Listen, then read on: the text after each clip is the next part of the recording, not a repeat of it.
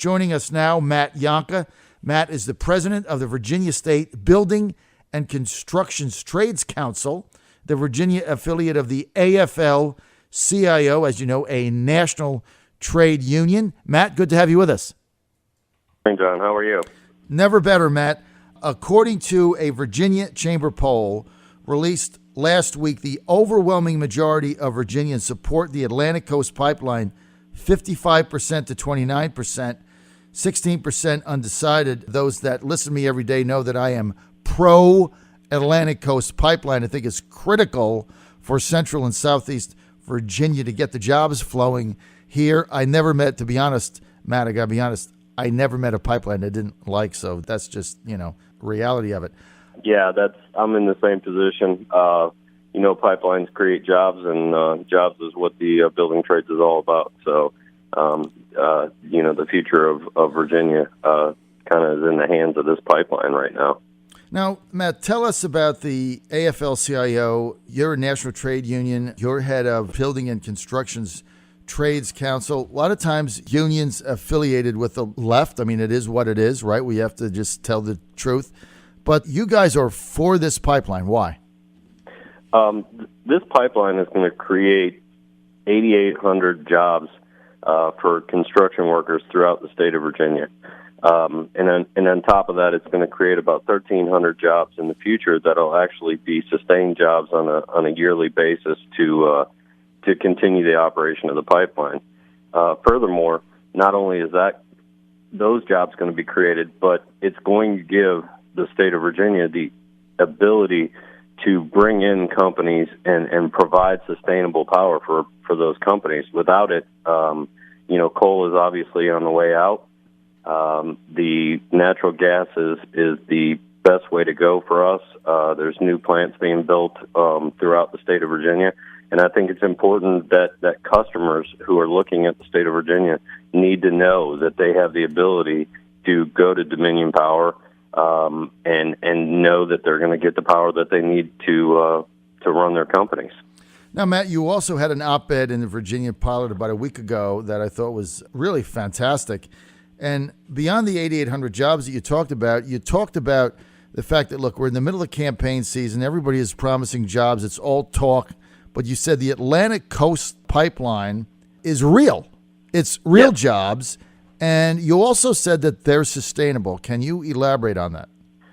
Yeah, there's too many promises being made that are going to create jobs. We have a project that's sitting right in front of us right now that is shovel ready, that's ready to put people to work within the next year. It's guaranteed work for the people in the state of Virginia. There's always a lot of lip service from politicians and people saying, oh, well, I'm going to create jobs. But nobody ever really actually says, this is what is going to happen to create those jobs. This Atlantic Coast Pipeline guarantees those jobs, and that's kind of why I made the statement that I made. Now, Matt, you also said that construction of the pipeline, beyond generating the 8,800 jobs, you said it also offers renewed hope to revitalize Virginia's manufacturing economy, which, as you know, has gone in the tank. And when you look at Southwest Virginia also, you have so many jobs lost there. But from Central to Southeast Virginia, we have no job growth other than the breweries that Terry McAuliffe has brought in. So we keep losing manufacturing base and jobs in Central and Southeast Virginia. How will the Atlantic Coast Pipeline inspire manufacturers to reinvest in Virginia? Well, I think it's one of the important parts of the puzzle for a company who's looking to build a manufacturing plant. One of the things obviously overall cost and what the living wage in that area is. On top of that, they have to look at what are the costs of energy and how sustainable is it. I know a couple of years ago when we had a really cold winter, we couldn't provide the power to some of the manufacturing companies, and they were not able to produce on a daily basis. They actually had scheduled shutdowns. That's unacceptable in a state that's trying to have job growth, that's Absolutely. trying to have manufacturing growth. Mm-hmm. If Go we ahead. get this pipeline in, explain how that would change. Well, this is going to give us a sustainable source of power. It's going to I forget the total number, but it's going to produce so much natural gas to our area. Brunswick has already built a natural gas power plant. There's a second power plant that's being built right on the other side of Brunswick County, further towards the southwest. Those are sustainable energy sources for the southwest part of Virginia. Therefore, being able to create those manufacturing jobs. One of the largest problems for the governor trying to get new companies to come here is that we can't guarantee a good energy source for them at a reasonable cost. The Atlantic Coast Pipeline will provide that. Well, without a doubt, we have to get this done. Matt, how do we get this done? I know we've been working on this a long time. It's made its way through the bureaucracy. There's still, though, pockets of opposition to the Atlantic Coast Pipeline.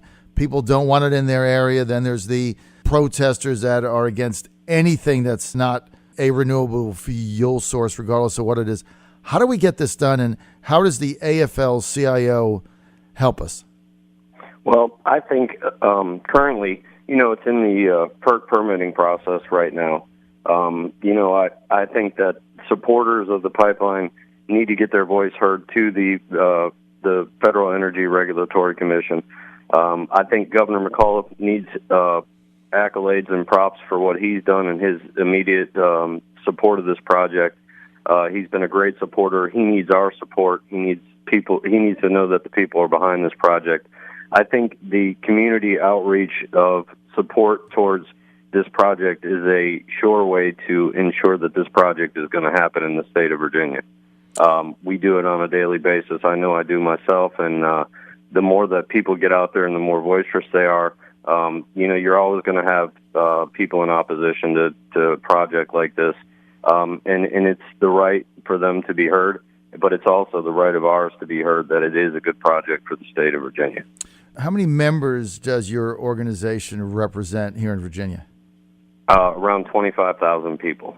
That's a big number. And your members, if you were to take a poll of your members on the pipeline, where do you think it would come out? I would say about 95% is in support of it. Mm-hmm. And that's it's a big number because they know what this project means to our families. It's dollars and cents for the working class in the state of Virginia. Well, as you said in your op-ed, you said, and I just want to read this one clip here. You said, "I'm not an economist, but I do know that the livelihood of working Virginians and the economic future of our families depend on creating new opportunities. It's time we start rebuilding America so our workers have the same opportunities as past generations. The Atlantic Coast Pipeline is going to do just that. We simply cannot let this opportunity pass us by." Well said. So, Thank you. Yes, excellent. That's why I wanted to have you on. So your members, they're for this pipeline. I got about 2 minutes remaining. Give us kind of a state of your membership now, how they're kind of viewing the future. Are they concerned about maybe their jobs going away? Do they see a lack of growth? What's their general view? Well, I think that 2008 was a tough year for us in construction. Obviously, that kind of lingered for a couple of years.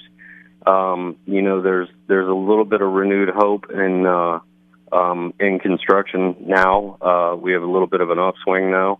But I think that, having a project like the Atlantic Coast Pipeline sitting in the future, waiting for us to jump on board and start working on it, has really energized folks in realizing that, this is going to create job opportunities for unlimited amount of time.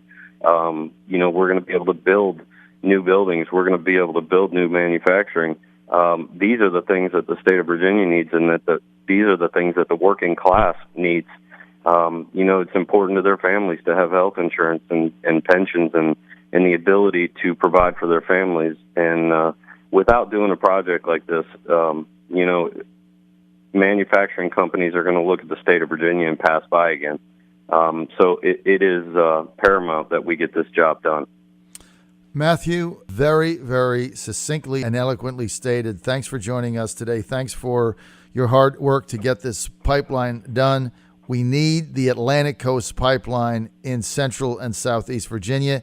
It means opportunity, it means manufacturing, it means energy, and it means jobs. And like Matthew just said, 8,800 good-paying jobs right off the bat just in the construction of the pipeline. And then these are sustainable because after that, we're going to get the manufacturing base back in this area that we need. Matthew, thanks for being on our side on it. Thanks for your hard work. John, I appreciate you having me on, and look forward to talking with you soon. All right. Matt Yonka, president of the Virginia State Building and Construction Trades Council, a Virginia affiliate of the AFL-CIO, a national trade union.